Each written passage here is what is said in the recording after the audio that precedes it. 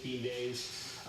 That is still up in the air. He could do a lot of damage on his way out. Do we know anything? The point in writing a letter, my colleague Ted Lieu and I, the reason why we did this was because we cannot normalize this kind of behavior coming from the President of the United States. His increasingly dictatorial and authoritative behavior has got to be stopped. If only for the next 15 days while he is still president, but certainly to ensure that no man or woman who becomes president, serves as president after Trump, thinks that this is behavior that they can get away with.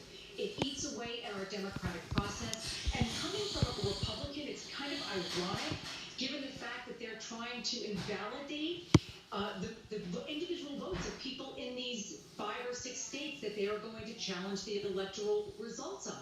And for a Republican Party that used to stand very much for states' rights, it is just a very curious place for a lot of my colleagues on the Republican side of the aisle to be.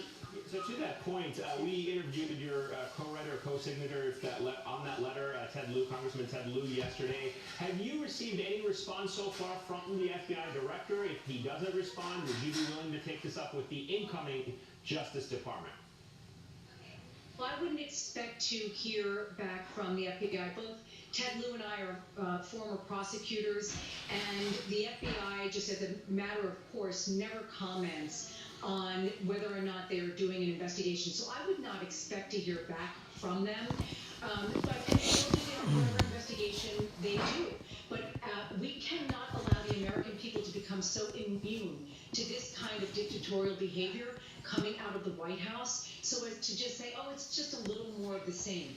We can't do this. Now, you know, Trump is Trump.